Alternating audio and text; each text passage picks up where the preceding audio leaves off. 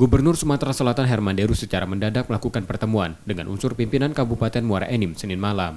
Menyusul ditetapkannya Juarsa, Bupati Muara Enim sebagai tersangka oleh KPK dan ditahan. Pertemuan yang dilakukan untuk membahas kekosongan pimpinan di kabupaten itu setelah bupatinya ditahan atas dugaan korupsi di Dinas Pekerjaan Umum dan Penataan Ruang Kabupaten tersebut. Setelah pertemuan, Gubernur Sumatera Selatan menerangkan pimpinan daerah di Muara Enim diambil alih gubernur dan menugaskan Sekda Sumatera Selatan sebagai pelaksana harian agar roda pemerintahan di Muara Enim tetap dapat berjalan. Kekosongan pimpinan di Muara Enim setelah ditinggalkan Ahmad Yani mantan bupati karena korupsi.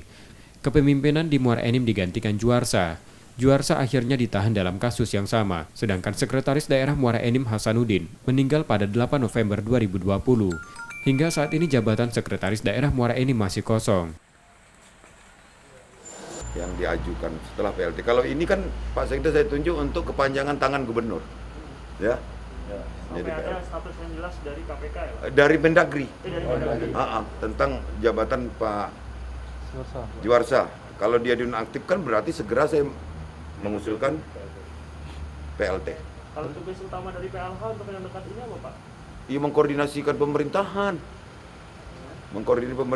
tapi tidak, karena ini hanya kepanjangan tangan gubernur, dia tidak melakukan hal yang prinsip, tetap dikonsultasikan kepada saya. Karena bupatinya masih ada kan, cuma tidak bisa melaksanakan tugas.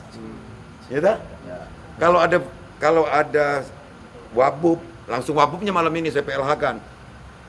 Kalau ada wabub kan dia ada. Ini kasus pertama sepertinya Pak di Indonesia. Sepertinya, termasuk sekdanya nggak ada juga ini. Ya makanya gubernur ambil alih. KPK menetapkan tersangka dan menahan Bupati Muara Enim Juarsa terkait dugaan suap proyek di Dinas Pekerjaan Umum dan Penataan Ruang atau PUPR Muara Enim pada 2019.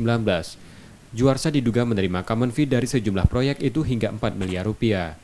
Kala itu Juarsa menjabat Wakil Bupati Muara Enim 2018-2020.